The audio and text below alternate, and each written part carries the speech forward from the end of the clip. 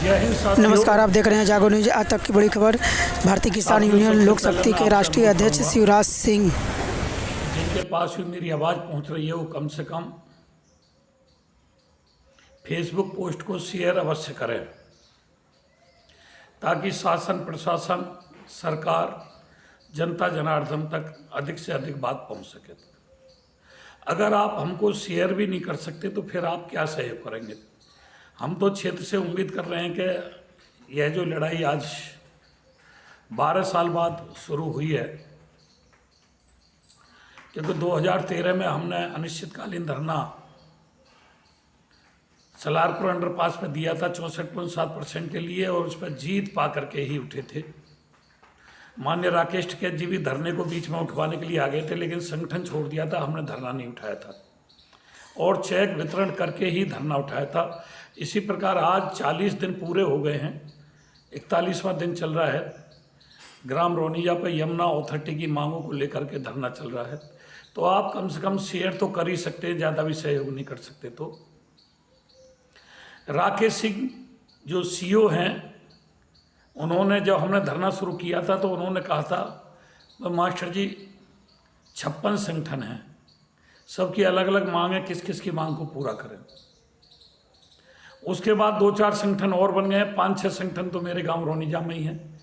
राष्ट्रीय अध्यक्षों की कमी नहीं है, और जितनी राष्ट्रीय अध्यक्ष बनते जा रहे हैं उतनी किसानों की मांगों को अनदेखी शासन प्रशासन करता जा रहा है।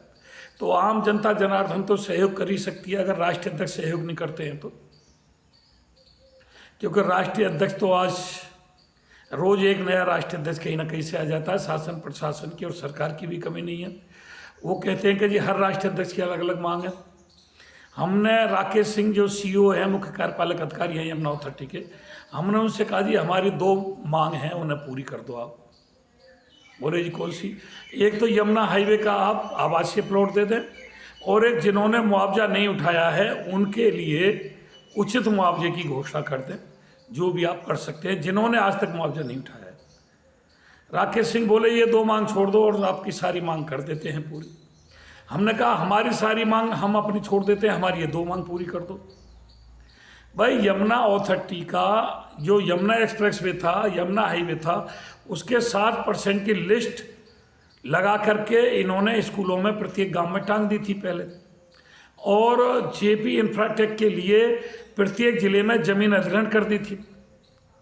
हमारे लिए भी आवासीय प्लॉट के लिए, जहाँ जेवर पे उतार है, इधर से जब जाते हैं जेवर पे उतरते हैं, उसके सामने खाली मैदान पड़ा है जो जेपी इंफ्राटेक की जमीन थी।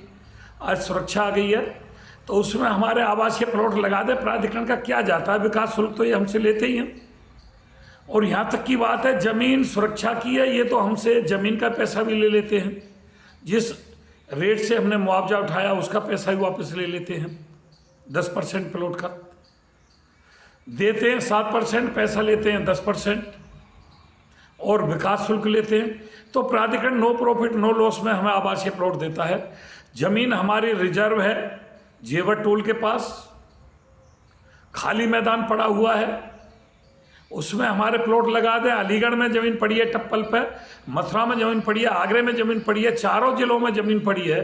तो उस ज़मीन में अगर किसानों के आवासीय प्लाट लगा दिए जाएं तो प्राधिकरण की जेब से तो कुछ नहीं जा रहा।